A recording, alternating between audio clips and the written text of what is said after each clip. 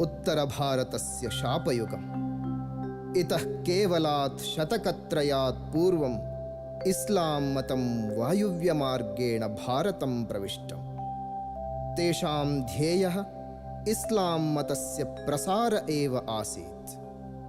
केवलं किं बहुना भारतस्य समग्रम् ऐश्वर्यम् अपहृत्य तेषां चक्राधिपत्यं सर्वत्र स्थापनीयम् इत्यपि तेषाम् आशा आसीत्। एतं विषयम् अधिकृत्य प्रथमः गजनी महमदः आक्रमणं कृतवान्। तम् अनुवर्तयन्तः घोरी महमदः तथा अन्ये। त्रयोदशशतमाने ते उत्तरभारतं सम्पूर्णं वशीकृत्य दक्षिणभारतस्य कृते तेषां दृष्टिं प्रसारितवन्तः। दक्षिणभारतस्य बहूनि राज्यानि तेषां वशानि अभवन्। समग्रभारतः अन्धकारेण व्यापृतः।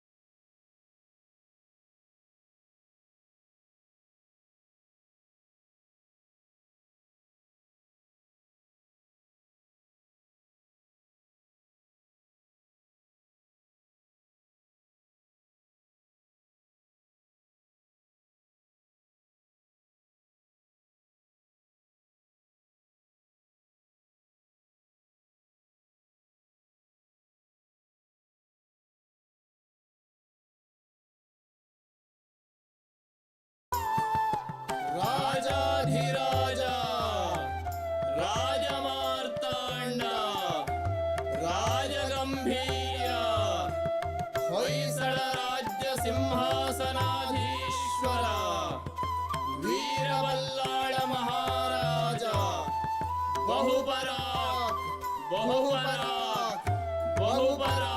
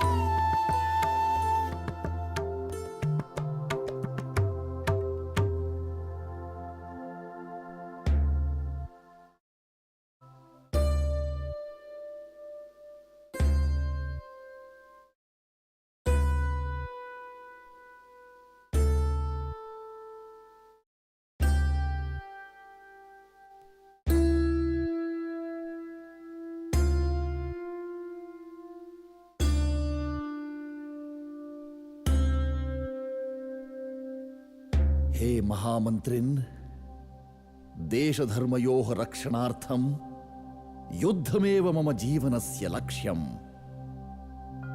हे महाराज, भवतः निर्णयः बहु कठिनतमोऽस्ति। शत्रवः चतुर्षु दिक्षु प्रबलतया प्रवृद्धाः। बहूनां राज्यानां प्रमुखस्थलेषु तेषां निस्थानानि सन्ति। सुल्तानानाम् अधिकारदौर्जन्यम् अत्यन्तं प्रबलमस्ति। तान् निष्कासयितुम् अस्माकं राजसु जननायकेषु चापि ऐक्यं नास्ति। अहं मम राज्यं त्यजामि। मे स्वराज्यमेव आवश्यकम्। अस्माकं संस्कृतिः सनातनधर्मस्य परम्परा प्रकाशमानमेव भवतु। तेषां प्रकाशे समग्रभारतं ज्योतिर्मयं भवेत्। ये जनाः पृच्छन्ति तान् वदन्तु महाराजः तीर्थयात्रां गतः इति।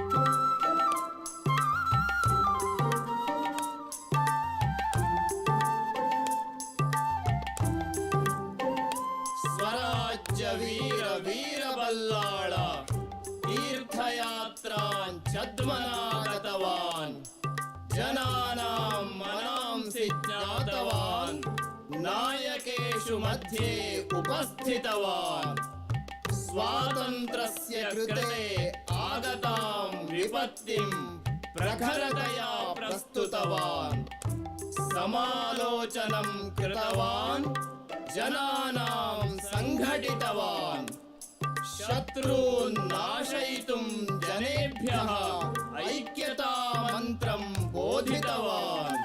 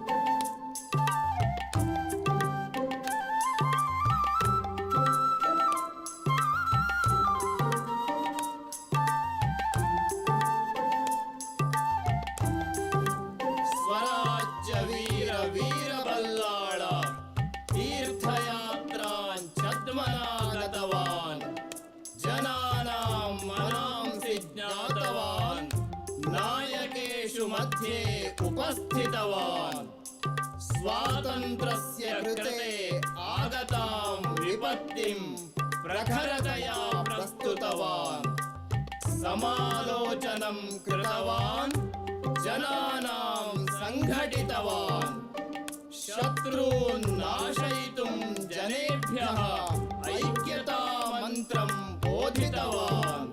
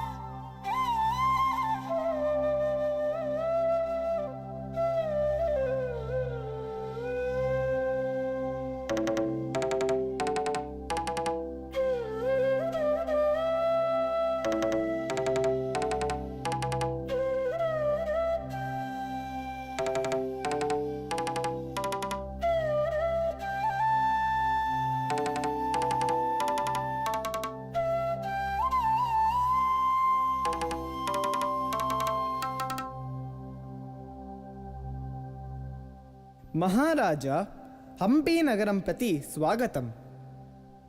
हे महाराज, अस्माकं नागरिकेषु वीरसङ्गमः तथा तस्य पुत्राः प्रसिद्धाः। सङ्गमाः पञ्चपुत्राः आसन्। हरिहर, बुक्कराय, कंपण, मादप्प, मुद्दप्पः च। सर्वे स्वपितृसदृशाः वीरयोधाः, राष्ट्रभक्ताः च कर्तव्यनिष्ठाः। हरिहर बुक्कराय कंपणाः अर्हतायां साहसे तथा जनसेवायां च प्रमुखाः आसन्।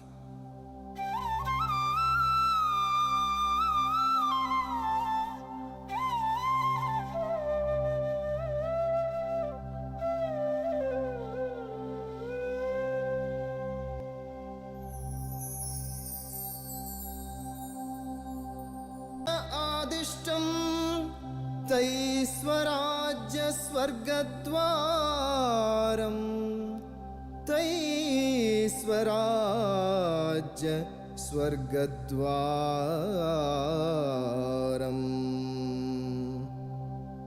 स्वातन्त्र्यहीनाः शवसमानाः जन वीरान् असृजत् अस्मिन् देशे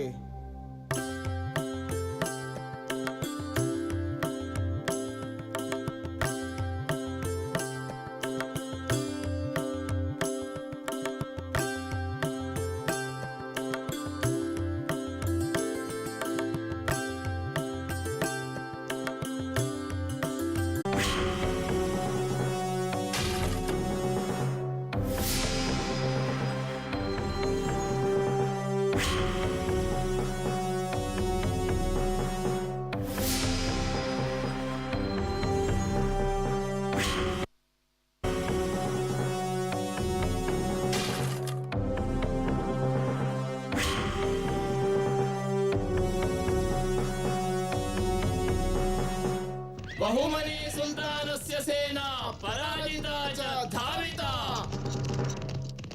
बहुमनी सुल्तानस्य सेना पराजिता च धाविता हक्कभुक्कयोः बहुपराक् हक्कभुक्कयोः बहुपराक् बहुपराक् बहुपराक्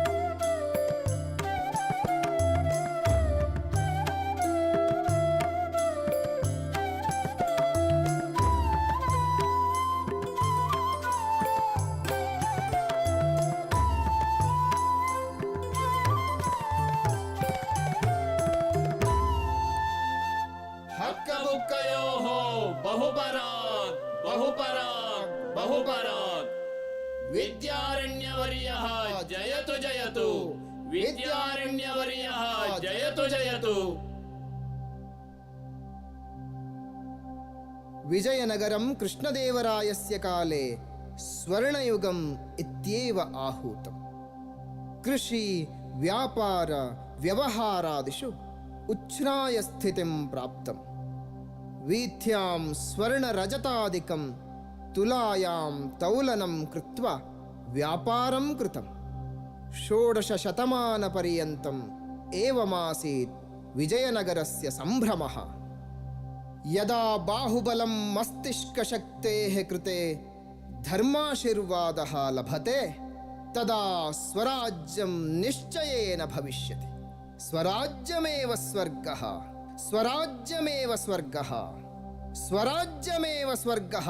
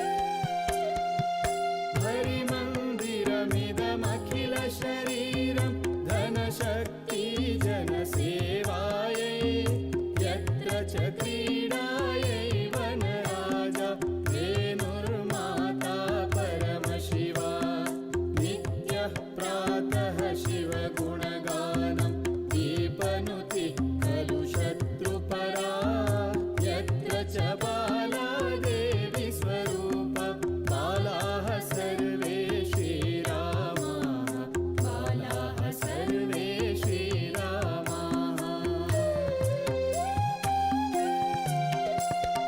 हरिमन्दिरमिदमखिलशरीरं धनशक्ति जनसेवायै यत्र च क्रीडायै वनराजा धेनुर्माता परमशिवा नित्यः प्रातः शिवगुणगानं दीपनुतिः खलु शत्रुपरा यत्र च बाला देवी स्वरूपा बालाः सर्वे श्रीरामाः बालाः सर्वे श्रीरामाः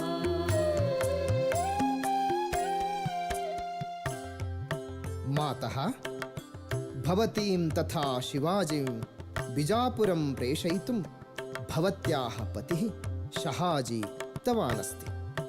गन्तुं सिद्धाः भवन्तु।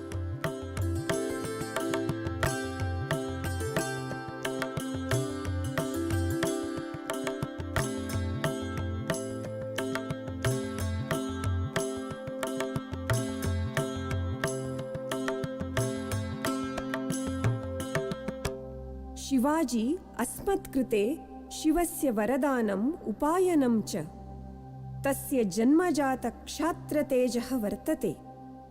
सः इदानीं शस्त्रं शास्त्रं च सम्यक् ज्ञातवान्। शिवाजी मम पुत्रः, भवान् अल्पे वयसि महान् वीरोऽसि। अहं श्वः बिजापुरस्य सुल्तान् आदिल् शाही कृते भवतः परिचयं कारयामि।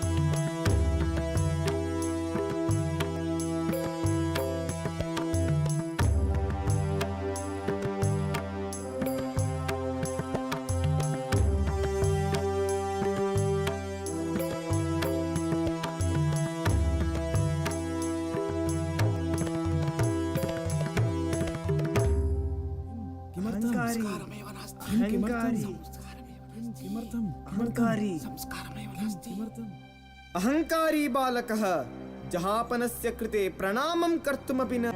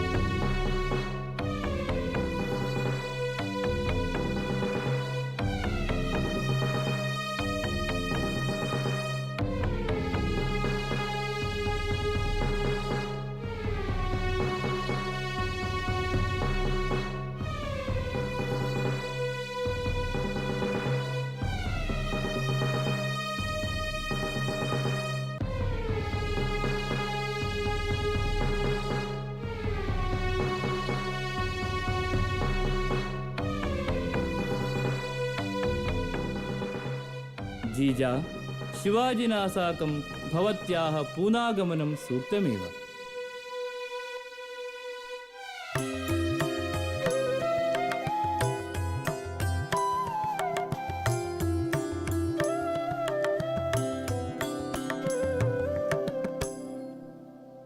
भाग्यविधायिनि जार्जितकर्म यत्र श्रमश्रियमर्जयति त्यागधनानां तपोनिधीनां गाथां गायति कविवाणी गङ्गाजलमिव नित्यनिर्मलं ज्ञानं शंसति यतिवाणी यत्र च बाला देवी स्वरूप बालाः सर्वे श्रीरामाः बालाः सर्वे श्रीरामाः यत्र हि नैव स्वदेहविमोहः युद्धरतानां वीराणां यत्र हि कृषकः कार्यरतः सन् पश्यति जीवनसाफल्यं जीवनलक्ष्यं न हि धनपदवी यत्र च परशिवपदसेवा यत्र च बाला देवी स्वरूप बालाः सर्वे श्रीरामाः बालाः सर्वे श्रीरामाः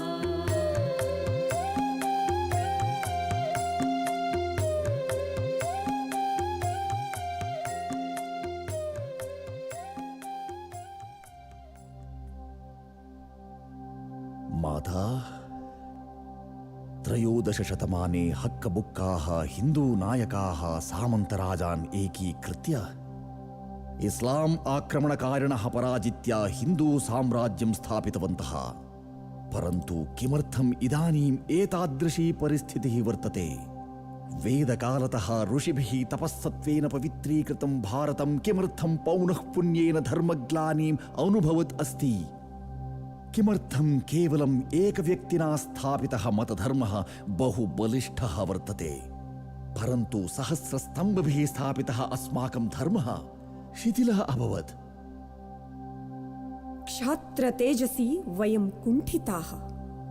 हिन्दूनां मनसः परिस्थितयः तस्य कारणम्। समाजस्य विषये अलक्ष्येण स्वे स्वे कर्मणि अभिरताः ते निरुपद्रविजीविनः। धनस्यार्थे स्वाभिमानं च देशत्यागमपि कर्तुं सिद्धाः। अन्यत्र क्षात्रार्थम् अहर्निशि कार्यतत्पराः जनाः। एतयोः तृतीयवर्गः बहु कनिष्ठः, परन्तु सत्त्वशाली। रक्ष रक्ष आक्रमणकारिभिः अस्माकं गाः रक्षत, अस्माकं दानपुत्रान् च रक्षत, देवालयान् रक्षत, राष्ट्रं च रक्षत।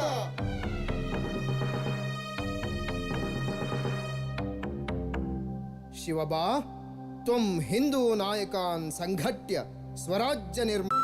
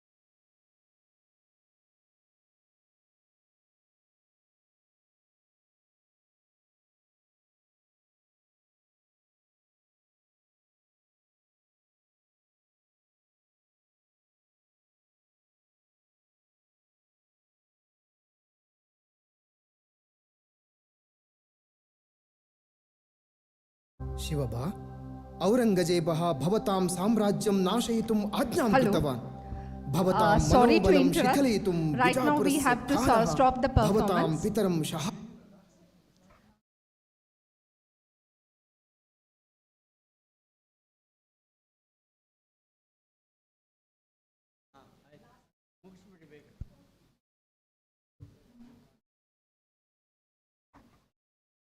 Please continue. जिनं कारागृहं प्रेषितवान् अफ्जल् खानः भवतां ज्येष्ठं सहोदरं सम्भाजिनम् अन्यायेन बेन्दकालोरु नगर्याम् आहन्यत्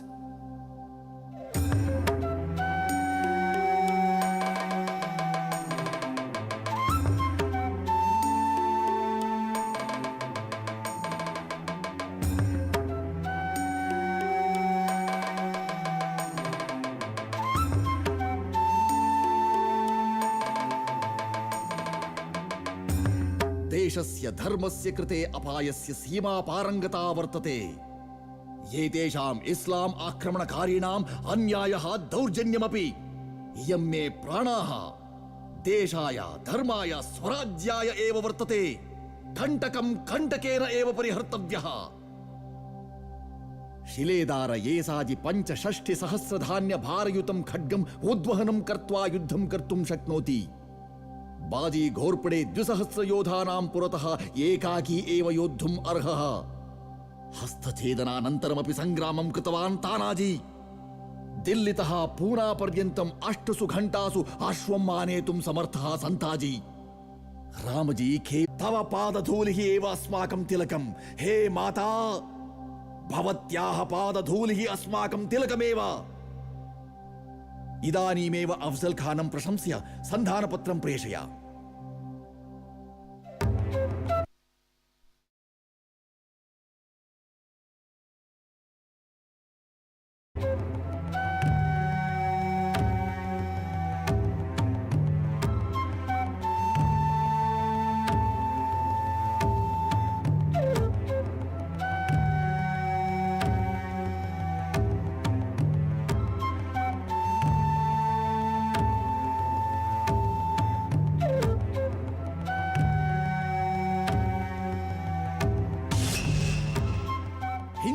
स्वराज्याय येषा एव नान्दी हिंदो स्वराज्याय येषा एव नान्दी हिंदोः स्वराज्याय येषा एव नान्दी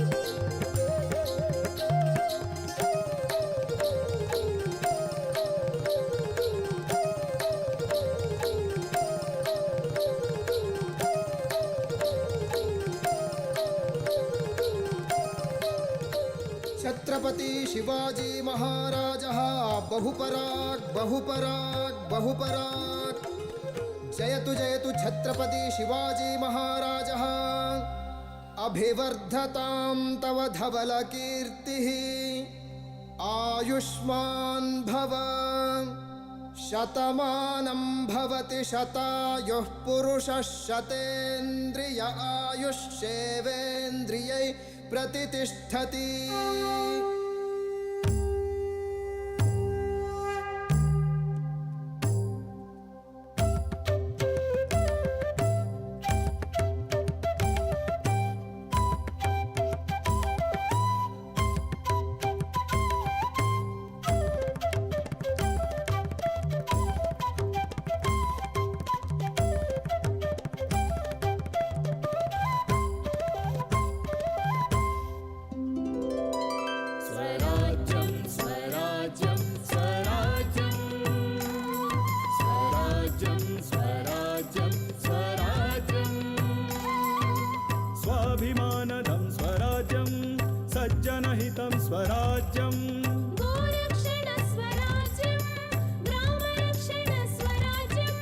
मंदिर रक्षण स्वराज्यम रक्षण स्वराज्यं धर्म रक्षण स्वराज्यं राष्ट्र रक्षण स्वराज्यं दुष्ट शिक्षण शिष्ट रक्षण रामराज्यं स्वराज्यं दुष्ट शिक्षण शिष्ट रक्षण रामराज्यं स्वराज्यं रामराज्यं स्वराज्यं रामराज्यं स्वराज्यं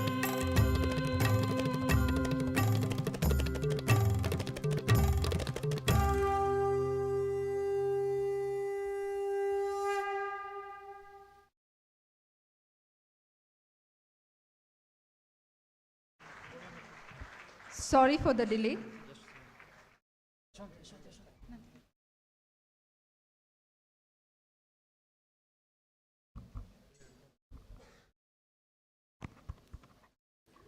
Eto hasta tato drishti, eto drishti tata manah, eto mana tata bhavo, eto bhavo tata rasa. Obviously, these insightful words rang in our ears while watching the dance by Dr. Jayashree Ravi's team. It has been a spectacular performance. They hold us spellbound and took us for a journey of form, sight, mind, bhava, beyond space and time, and evoked in us divine bliss. I thank you, ma'am. Now may I request our Honorable Vice Chancellor, sir, to honor Dr. Jayashree Ravi and team.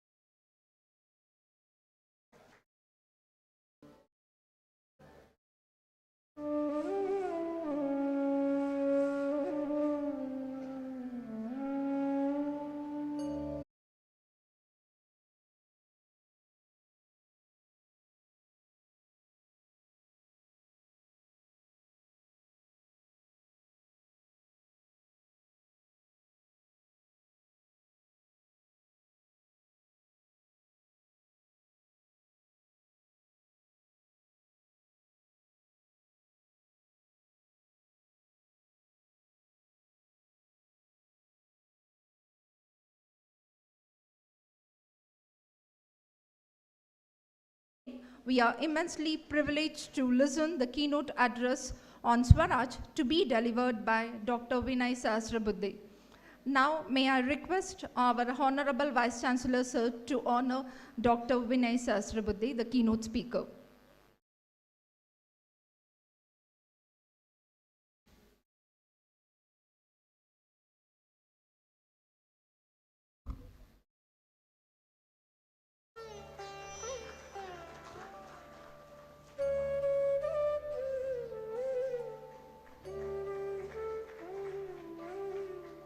Thank you, sir. Dr. Vinay Sahasrabuddhe is a nationalist social worker at heart, a research student of political science and a trainer in democracy by profession and a parliamentarian by elevation. Dr. Sahasrabuddhe is a postgraduate in English literature and PhD in political science, both from the University of Mumbai. Dr. Sahasrabuddhe is a member of Rajya Sabha from Maharashtra since July 2016. He is the president at the Indian Council for Cultural Relations. In July 2020, Dr. Sahasrabuddhe has appointed as the chairman of the Parliamentary Standing Committee on Human Resource Development. He is Honorable Director of the Public Policy Research Center, New Delhi. He is currently also the Vice President at Ram Bahu Mahalgi Prabodhini, a unique institution of which he was the Director General for over 2 decades. This institution is the training academy for elected representatives and social workers. Of the many hats Dr. Sahasrabuddhe adorns, another is that of Vice President of Indian Social Responsibility Network, a Delhi-based organization. Dr. Sahasrabuddhe formerly served as the National Vice President of Bharateeya Janata Party. Dear sir, we have been waiting to listen to your inspiring words on Swaraj. On behalf of Honorable Vice Chancellor sir and KSRA PR University, I extend my heartfelt welcome to deliver the keynote address. Please sir.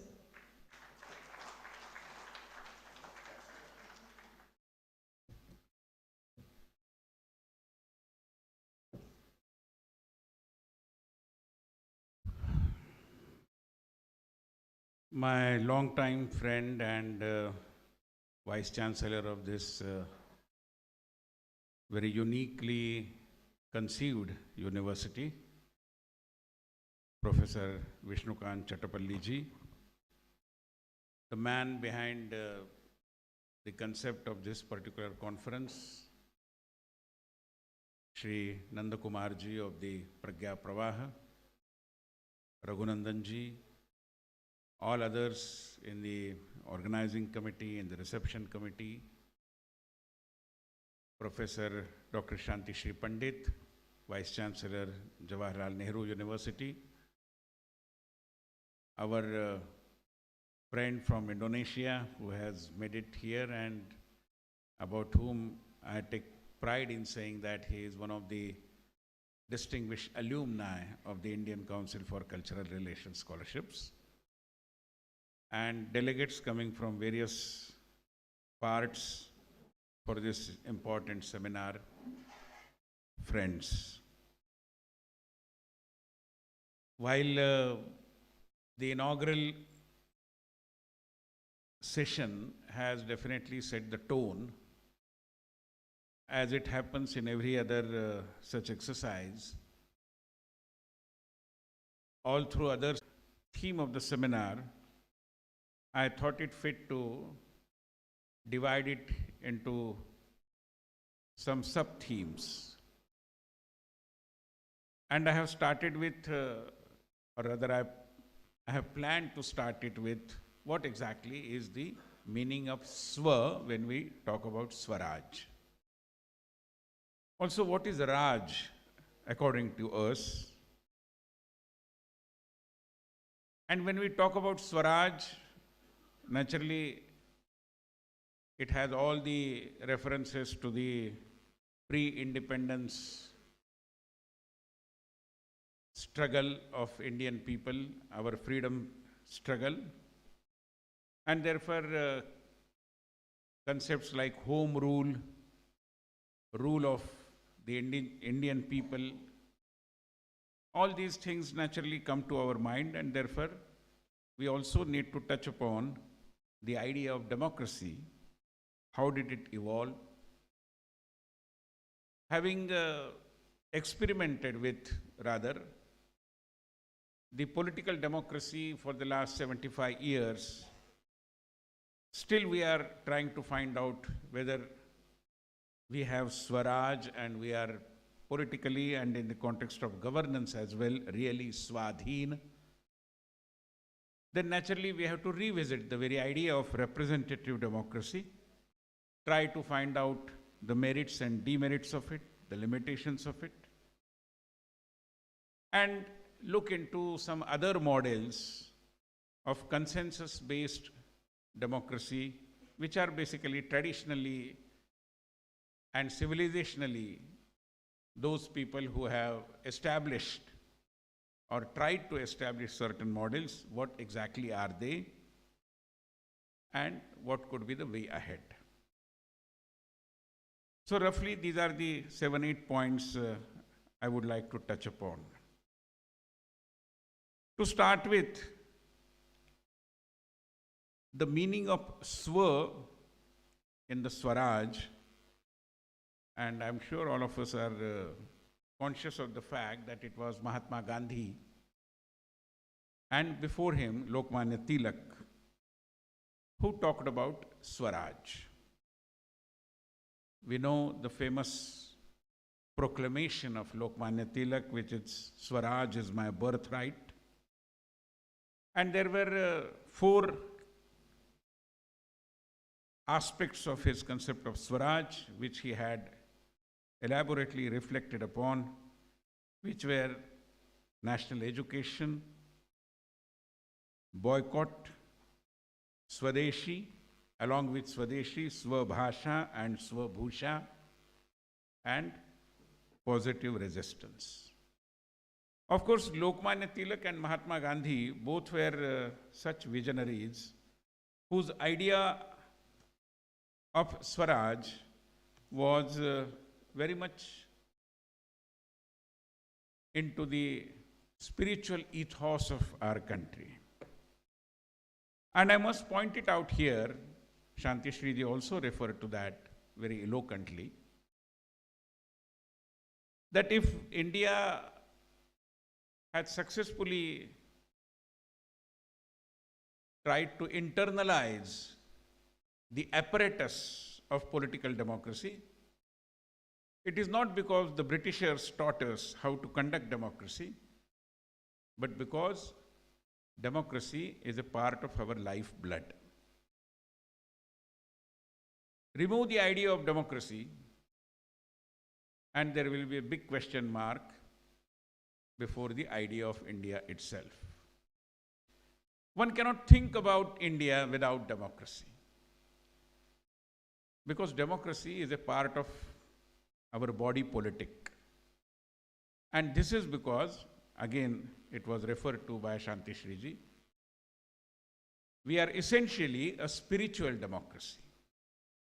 And because of the foundational sanskar of spiritual democracy, that political democracy could easily be internalized by the people in India.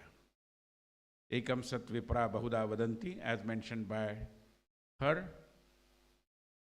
is talking about Gita, and we know how scholarly he had explained through his Gita Rahas to rely on any other book of religion. I mean, he was so very confident about the message of Gita. He further says that it is a life, I mean, talking about Swaraj, and I'm quoting Lokmanya Tilak, it is a life centered in self and dependent upon self. It is centered in self and it is dependent upon self. I think it resonates with the concept of Atmanirbharata. There is Swaraj in this world as well as in the world hereafter. See how visionary he was. It is my conviction, it is my thesis that Swaraj in the life to come cannot be the reward of a people who have not enjoyed it in this world. Thus, to enjoy self-rule in the other world, one must earn Swaraj in this mortal world. How beautifully he has explained. Don't depend upon अगले जन्म में कुछ मिल जाएगा, ये जन्म तो चला जाए, कोई आपत्ति नहीं. No, no, no. You have to earn your Swaraj through your own efforts in this life only. Very clear in his mind. And similarly, I believe it was Mahatma Gandhi too, who was in his own way trying to explain us the idea of Swaraj. What Mahatma Gandhi wanted to tell us, according to him, Swaraj had some important features. It was the capacity for dispassionate analysis, dispassionate self-assessment, ceaseless life purification, and growing self-reliance. Again, Atmanirbharata. And therefore, in the practical terms, he wanted Swaraj to be interpreted through national independence, political freedom for India, economic freedom for India, and let us not forget, spiritual freedom for India as well. This is Mahatma Gandhi telling us. He has again very thoughtfully explained that not acquisition of authority by few, but acquisition of capacity by all. It's Swaraj. It is not the rule of the chosen few. Later on, we went for the representative democracy, and all kinds of limitations of representative democracy are there for all of us to see. But Mahatma Gandhi's worldview tells us that acquisition of authority by few is not democracy, is not self-rule, is not Swaraj. Swaraj means acquisition of capacity by all, empowerment in a way. Moving forward, if we talk about the concept of governance, because when we talk about Swa and then Raj, we also need to reflect upon what exactly is governance in our worldview, in our scheme of things. To go to the fundamentals, if you refer to the Webster dictionary, it tells us that governance is the act or process of governing or overseeing the control or direction of something which is to be governed. So it is not just control. Governance is not just power. Governance is also about the direction, which is why these days so many public policy schools are there, and every second student is now looking for public policy as a career destination. I don't know what will happen to all such policy enthusiasts who would later on be like our engineers, perhaps looking for green pasture somewhere. But yes, policy is an important feature of our governance mechanism, and therefore the dictionary meaning tells us that it is not just control, but also the direction. Was about competence and not about ideology. See, whenever we deal with issues about governance under Swaraj, in a democratic system, our elected representatives, they seek votes. They belong to some political party. The political party, generally speaking, have some ideological moorings. And on the basis of that, they evolve some policy perspective, present it to us, and seek votes. But politicians like Michael Dukakis tell us that it is about just competence, not ideology. I mean, world over, the democratic fraternity has been discussing the phenomenon of de-ideologization of politics. And it has been there very much. So likewise, the discourse around governance also has been graduating, and more so as we come across every of representative democracy. I mean, just look back. It was post-Second World War when India also earned its freedom. Many other countries also got their freedom. And at that point of time, and we know the most infamous statement of Winston Churchill, whether India can operate in a democratic system or not. So likewise, for different countries, there were discussions whether this country can afford democracy or not. But later on, in the 60s, 70s, and more so in the 80s, when we saw the disintegration of the Soviet Union, when new countries were carved out, they appeared on the global map. East Timor, for example. There was no discussion whether they can operate in a democratic system or not. Democracy was kind of a given thing, because by that time people had realized that there is no other way which is better than democracy, and therefore let's go for democracy, even though there are all kinds of limitations of democracy.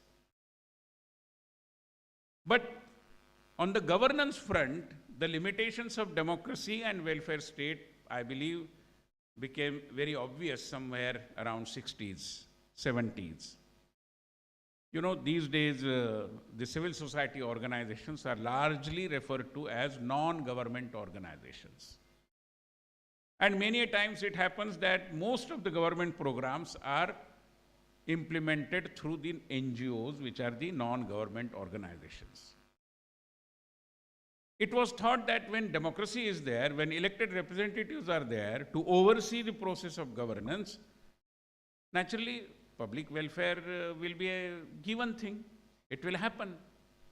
But when this realization dawned that even in a democratic setup, welfare is not happening, the fruits of welfare state are not reaching to the unreached, to those sections of the society who really are in the need of it, then came the active participation of the non-government organizations.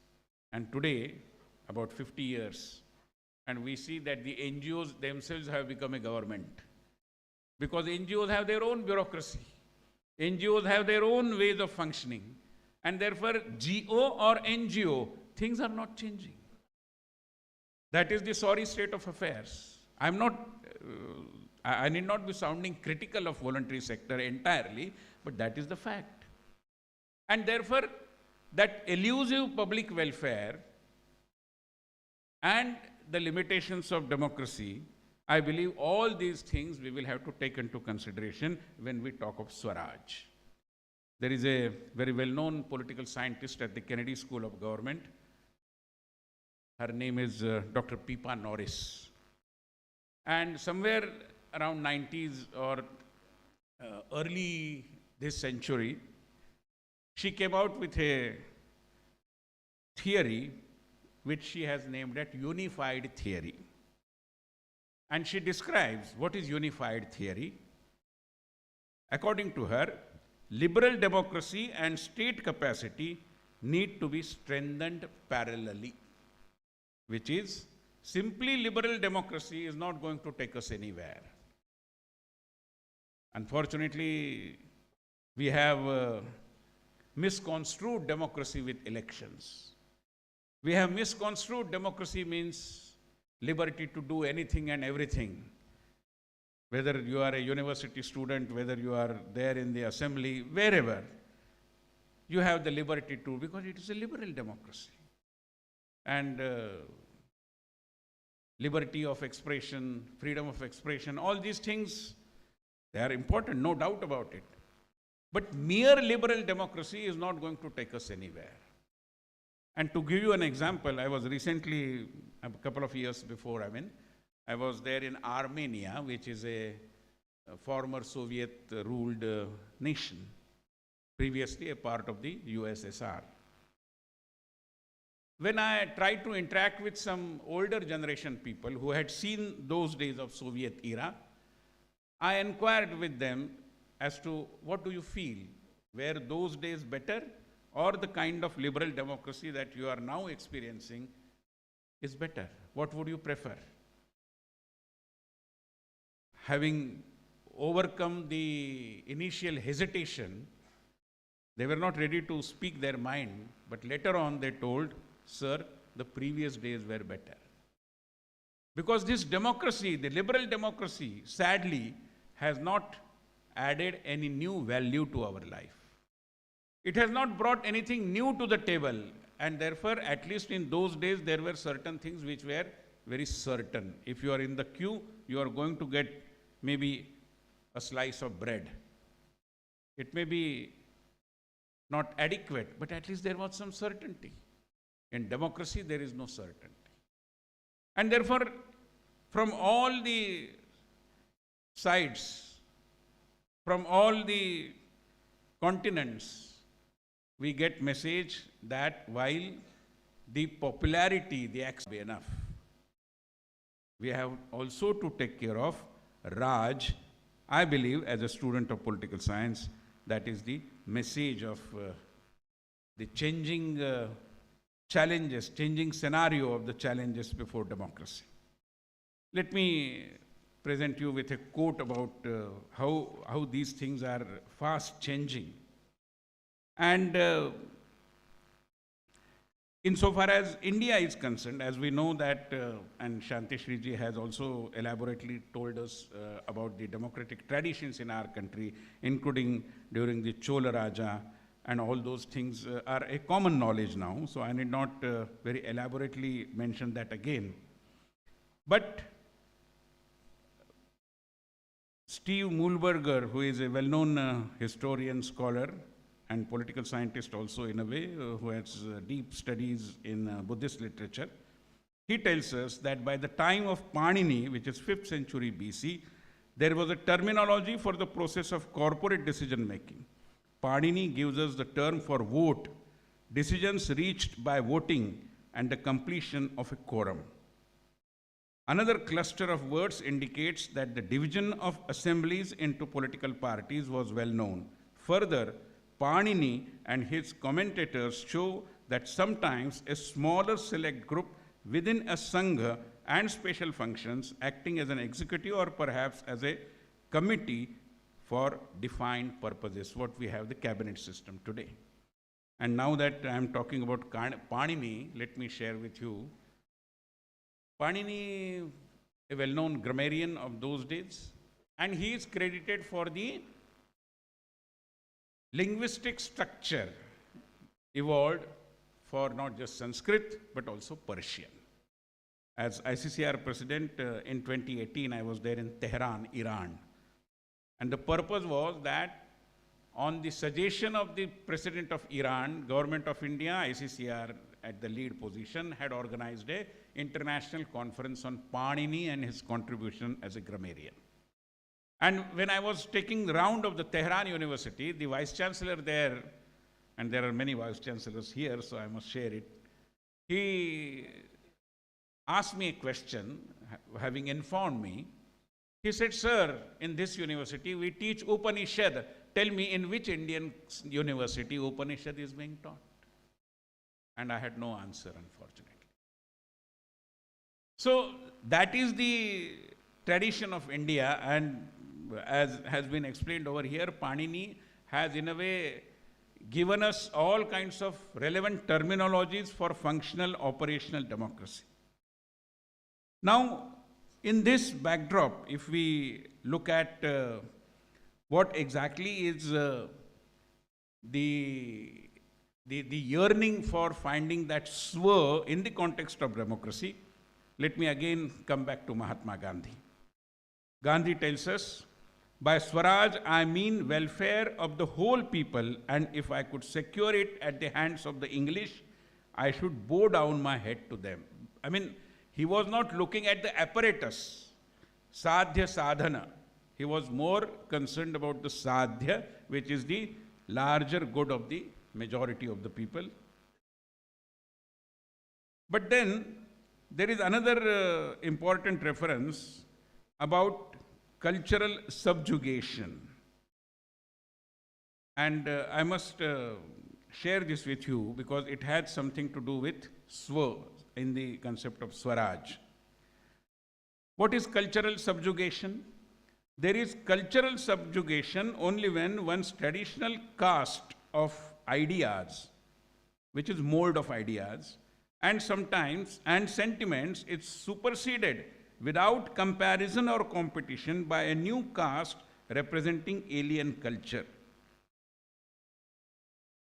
His experience issues, but there are records which suggest that there was similarity between the thinking of Lokmanya Tilak and Mahatma Gandhi, like many great heroes of those times.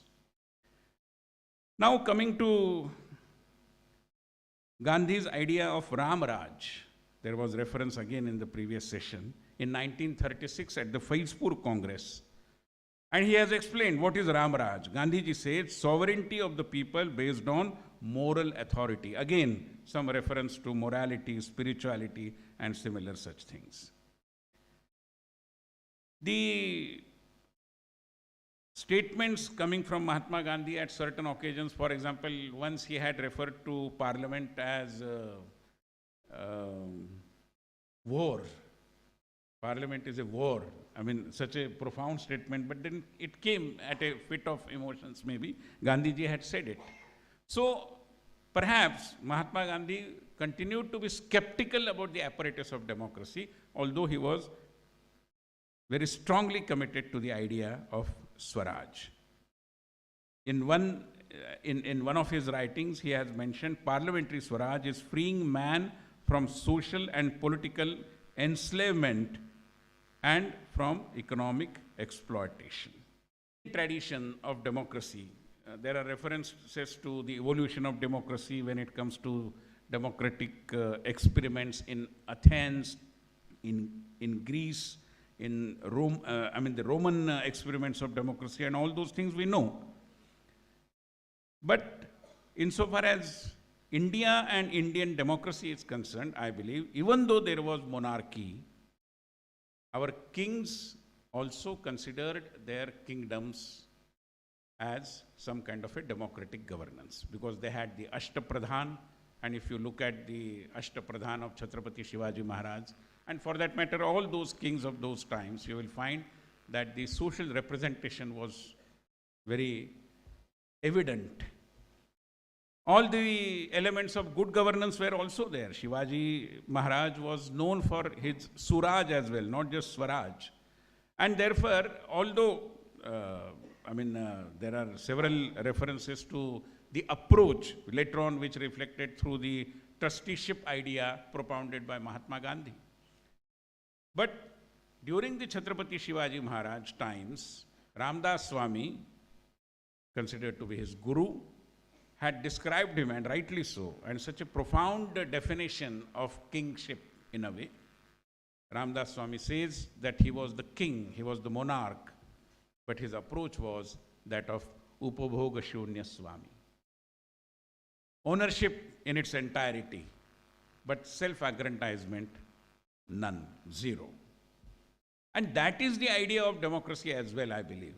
I mean, it reflects, it resonates with the Indian concept of democracy, of which spiritual democracy is also there.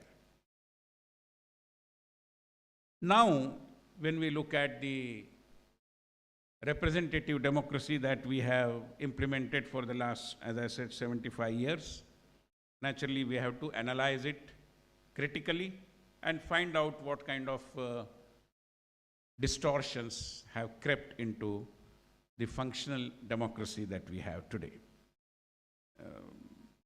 Perhaps hundreds of things could be discussed, but I limit myself to only maybe 6-7 things.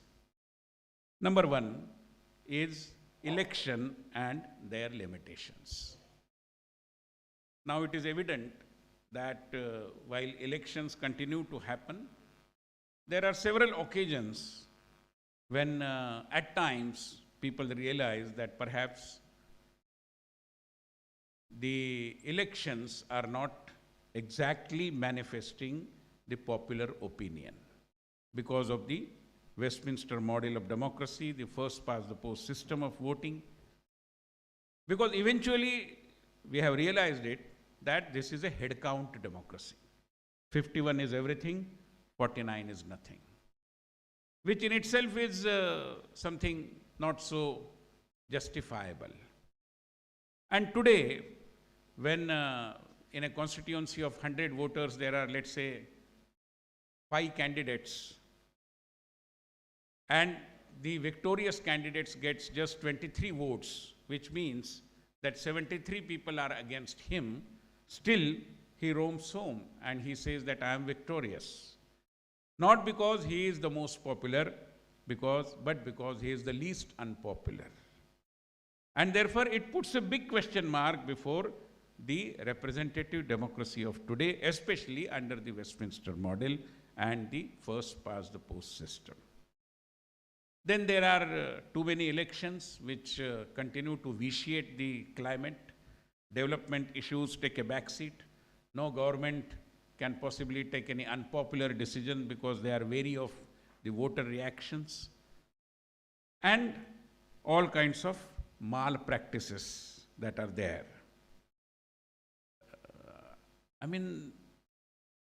I really wonder the kind of creative talent that many candidates, especially at the municipal level, have when they fight elections. Now, it's not a secret that they distribute largesse, revdi, we know, and not just official revdi, but there are so many unofficial revdis also. In Nasik, I come from Maharashtra, and there was a candidate of a particular party. He distributed in the municipal elections, distributed pressure cookers to all the household. But he said that Dhakkan will come after I get elected. I really admire the kind of creativity that he has at his command. And since it has become an order of the day, especially at the municipal elections, at the local self-government, again, local self-government, what kind of self-government do we have at the end of the day, I don't know.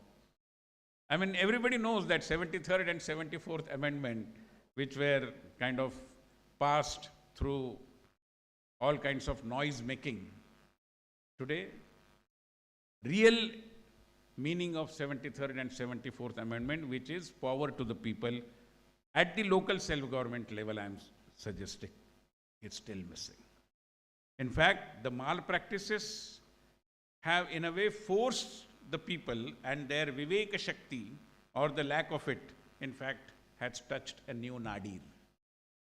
In a particular election, I know for sure that the housing society members, where there were 72 flat owners, and most of them were advocates and doctors and professors and whatnot, they passed a resolution. Of course, they cannot pass it formally, but informally, that we will ensure en bloc voting of 72 flat owners to the candidate who would first give us, help us in repairing the compound wall of the society. When questions were asked to them that you are so educated people and you are kind of selling your votes, allowing others to purchase your votes, they said, what can we do? Because we know that after he gets elected, he is going to make money, so registered and recognized. Even if we take at least 43 are dynasty-based political parties, what kind of Swaraj can we really talk about? It is Swaraj for that family, that dynasty. And today there are many political parties about whom we can easily say that the young child who is in the cradle is going to be the national president of that party 30 years down the line. That is the sorry state of affairs. And therefore, all these things, in fact, make us think about a law governing the internal democratic functioning of political parties. There are many democracies who have enacted this kind of a legislation, but not in our country. I believe the government of the day would be able to evolve some consensus around it, because without consensus, this is not possible. But unless there is a law, there are many NGO and voluntary organizations, people over here. At least in Maharashtra, there is an act that governs NGOs which prohibits any blood relations to be simultaneously on the board of management of the NGO, not for the political parties. There you can have mother as president and son as general secretary, or vice versa. So this is the sorry state of affairs. Then, of course, populism, much has already been said. But the kind of dominance of emotional issues, again, put a big question mark before voting as a thoughtful process.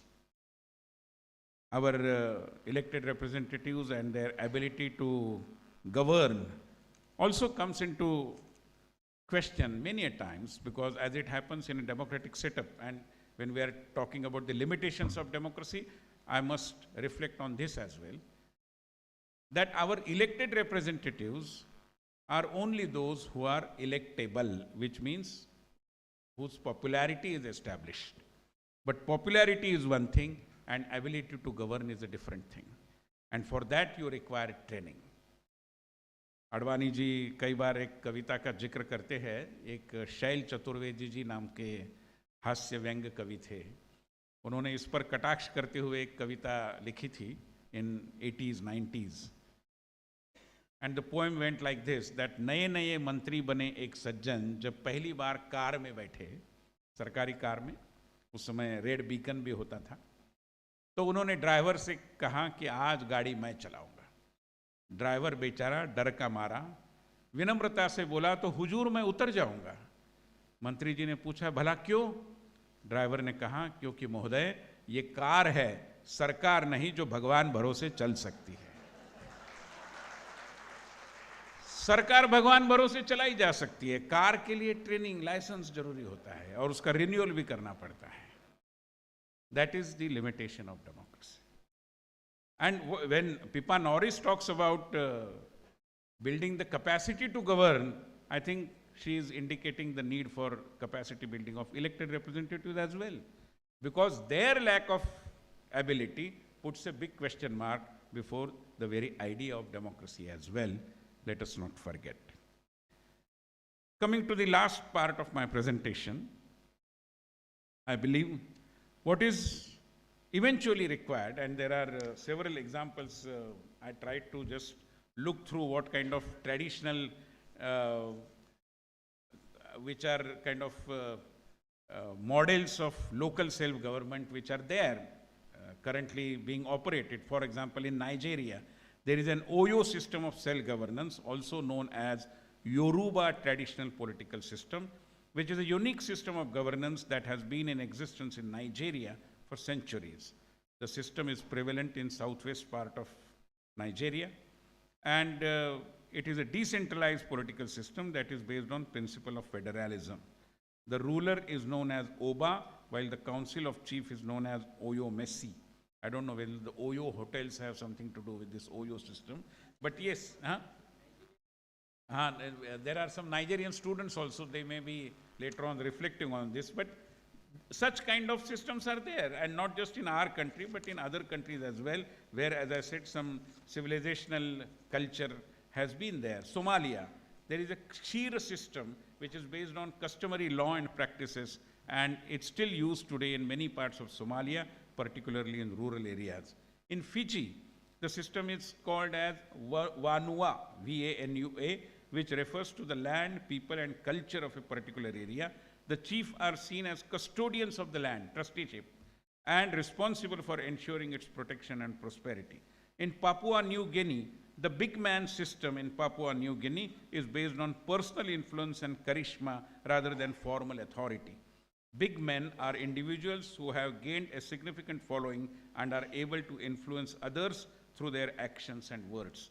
Like we have in Northeast India, for example, there is a Gaon Budha system, which is again, they are not elected representatives, but socially they have established their superiority.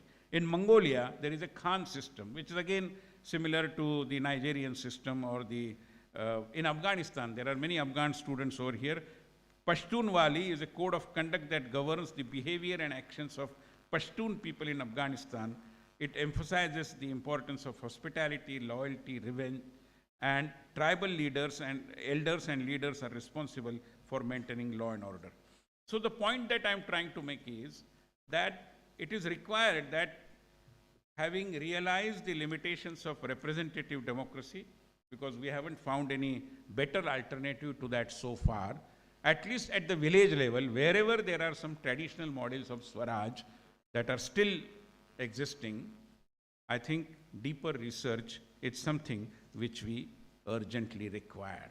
And such seminars, I believe, should inspire, should motivate the political scientists of tomorrow to undertake that research. Because eventually, and when we again come back to good governance, all the elements of good governance, which is consensus orientation, accountability, transparency, responsiveness, equitable and inclusive governance, participatory governance, rule of the law, dominated governance, effective and efficient governance. These are the 8 elements given by the World Bank of the good governance. Unless and until we ensure that any model of Swaraj, whether in our country or in different countries, takes care of these elements, these features of good governance, I believe requires deeper analysis and exploration about its replicability. Till such time, we will be struggling with the current representative democracy that we have, because we don't have any better model so far, and the inertia of the people and the political class to bring in reforms is also, I believe, very eloquent. Unless and until we introduce drastic reforms in such systems, things are not going to improve. Sadly, there was this Venkatachalaya Commission. Those students of political science, I would urge, please go surrender yourself to the Google Mata and find out what Venkatachalaya Commission report had said about reforms in our democratic apparatus. It has a very elaborate commentary on how we have failed our constitution. And for that, we require urgently to pay attention to reforms. Before I end, I am tempted to tell you what Mark Tully has in fact given a message to all of us in his famous No Full Stops in India book.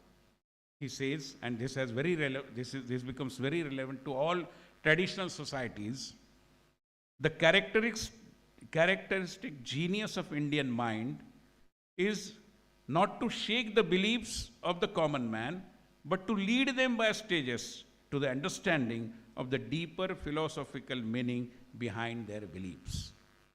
Let me read it again. The characteristic genius of the Indian mind is not to shake the beliefs of the common man, but to lead them, which is those people, by stages to the understanding of the deeper philosophical meanings behind these beliefs. Unfortunately, those who wear the badge of progressivism on their sleeves are on a destruction spree of such beliefs, traditional beliefs. And Mark Tully tells us, please don't do that. Why? And he cautions us by saying, and I'm quoting again, but the Western world and the Indian elite who emulate it ignore the genius of the Indian mind. They want to write a full stop in a land where there are no full stops. I believe that with this powerful message, if we can really think about taking up an agenda where the real Swaraj could be translated into reality and could become a part of our day-to-day experience. Thank you very much.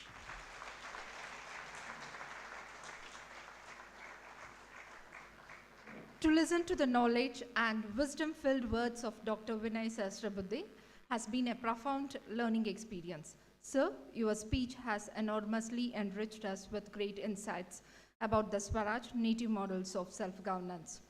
Among the 4 Purusharthas, moksha is the last one, but at the same time, most important one. According to Gandhi, Swaraj is self-ruled, self-reliant, and could be equated with moksha or salvation. To bring the various aspects of Swaraj in our academic discourse was envisioned by our Honorable Vice Chancellor, sir. I thank our beloved Vice Chancellor, sir. We have been introduced to many practical dimensions of Swaraj by Dr. Vinay Sahasrabudhe. His discourse has opened up a new vistas for Swaraj implementation. On behalf of our Vice Chancellor, sir, and KSRDPI University, I would like to thank Dr. Vinay Sahasrabudhe, sir. Thank you, sir. And I would like to say that the brilliant performance by Dr. Jayashree ma'am and her team was a tour de force. I thank Dr. Jayashree ma'am and her team on behalf of the university. Now I request all the dignitaries to have the dinner and please assemble at the auditorium after the dinner to witness other cultural events. Thank you.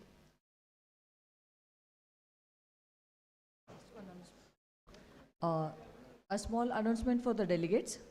As soon as I request all of you to have the dinner a little bit early, as we are going to have a Tibetan cultural team program